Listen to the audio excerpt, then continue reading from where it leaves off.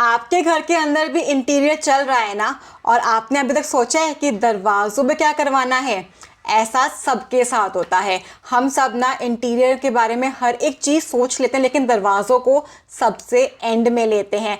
And ये जानते हो, दरवाजे ना बहुत पैसा खर्च करवाते हैं अगर हम उस पर फिनिश करवाएं विनियर की या पीयू की।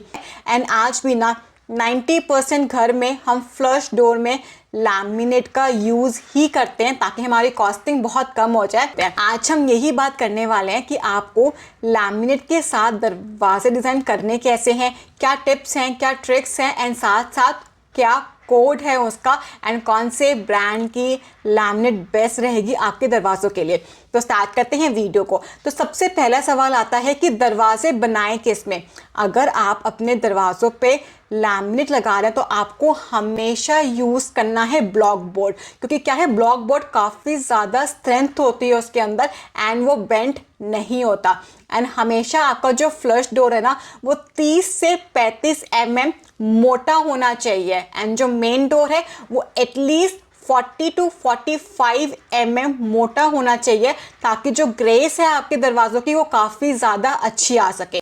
अब जब भी हम बात करते हैं ना दरवाजे की लैमिनेट के साथ, तो हमारे दिमाग में एक सबसे पहली चीज़ आती है कि दरवाज़ों पे लगाते हैं वुड वाला लैमिनेट, बिकॉज वो आपको कहीं ना कहीं विनियर की लुक देता ही देता है। लेकिन लगाए कैसे? अब जो ये लैमिनेट है ये सिर्फ मार्केट में दो तरीके से अवेलेबल है, या तो हॉरिजॉन्टल रेशे होंगे या फिर वर्टिकल रेशे होंगे।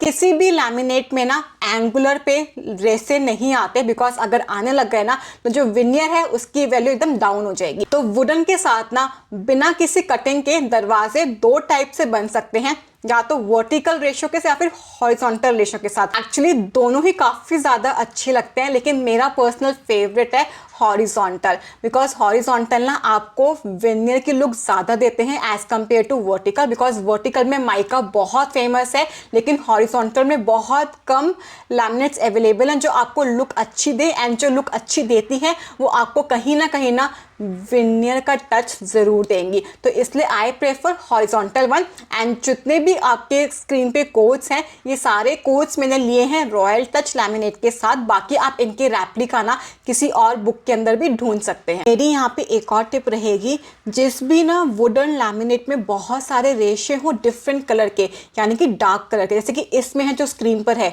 जो इसका बेस है वो हल्का लाइट वुड है, लेकिन जो रेशे हैं वो बहुत डार्क है। तो आपको अपने दरवाज़ों पे ऐसा लैमिनेट चूज़ नहीं करना। जो मेरे पीछे है ना, जो रेसे हैं वो मैच हो रहे हैं जो उसका बेस कलर है, तो आपको ऐसी लैमिनेट हमेशा चूज़ करनी ताकि आपके डोर इन्हांस हो, उनकी जो लुक है वो डाउन ना हो। उसके बाद ना सेकेंड चीज़ आती है, इन्हीं लैमिनेट के साथ ना आप अपने डिज़ाइन को मॉडिफाई कर सकते हो, यानी कि कहीं पे हॉरिजॉन्टल कहीं पे वर्टिकल। तो अपने दरवाज़ों के अंदर ना एक डेप्थ, प्लेन की जगह कुछ डिज़ाइन एलिमेंट ऐड कर सकते हो। अगेन इसके बहुत सारे तरीके हैं, आपको नेट पे मिल जाएंगे। मैं यहाँ पे आपको 3 से 4 तरीके शो कर रही हूँ, लेकिन ना आपको एक चीज़ का ध्यान रखना है, जब भी हम अपने लैमिनेट के डोर्स को कटिंग करके लगाते हैं, यानी कि लैमिनेट को काट रहे हैं, तो हमेशा ना एक ग्रूव बनता है जहाँ पे आपकी दो लैमिनेट जॉइंट होती है। अब ये ग्रूव ना चाहे कितना अच्छा कारपेंटर क्यों ना हो, इस ग्रूव को मेंटेन नहीं कर सकता, ये गंदा लगता ही लगता है। तो आपको क्या करना है, अपने बोर्ड के अंदर ना पहले से ही 2 से 3 mm की कटिंग करके ना टी प्रोफाइल का स्पेस छोड़ना है। अब ये देखिए बिफोर एंड आफ्टर।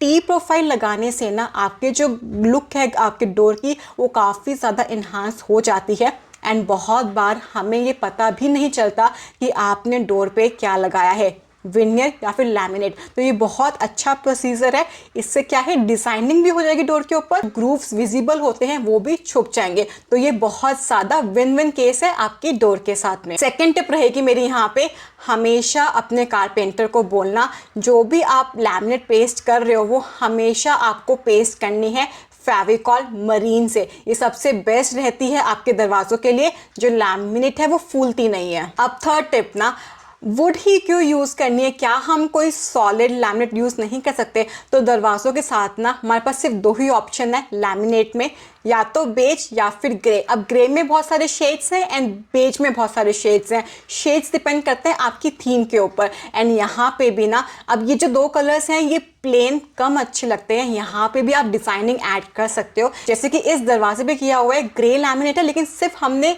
एक ब्लैक प्रोफाइल डाल दी है मेटल की, जो कि है 25 mm की। अब 1 इंच प्रोफाइल डालने से ना ऑटोमेटिकली इस जो ग्रेस है इस लैमिनेट का वो काफ़ी ज़्यादा इन्हांस हो गया, जो देखने में काफ़ी ज़्यादा अच्छा भी लग रहा है। एंड इसी तरीके से आप ना बेज में और ग्रे में बहुत सारे पैटर्न्स बना सकते हो। एक चीज़ का ध्यान रखना, जो भी आपकी थीम है ना घर की, उसी के अकॉर्डिंग आपकी टी प्रोफाइल होनी चाहिए, चाहे ब्लैक हो, शैम्पियन हो या फिर वो हो गोल्डन हो। एंड आपकी लैमिनेट को कॉम्प्लीमेंट भी करनी चाहिए। ऐसा ना हो कि आपने कोई रोज वुड लैमिनेट लिया है वुड के अंदर जो पिंकिश टोन दे रहा है एंड उसके साथ जो आपने यूज़ किया है वो भी गोल्डन यूज़ कर लिया, तो उससे क्या है ग्रेस बहुत डाउन भी हो सकती है, जैसे कि इस वाली इमेज में हो रहा है। इसके साथ साथ ना एक और चीज़ जो यहाँ पे यूज़ की हुई है, आप ना फ्लूटेड लैमिनेट का यूज़ भी कर सकते हो। बस ध्यान रखना पूरे दरवाजे मत करना, या तो कॉर्नर में एक छोटा पैच दे देना 1 फीट का, या फिर नीचे से 3 फीट का पैच देके ऊपर प्लेन छोड़ना,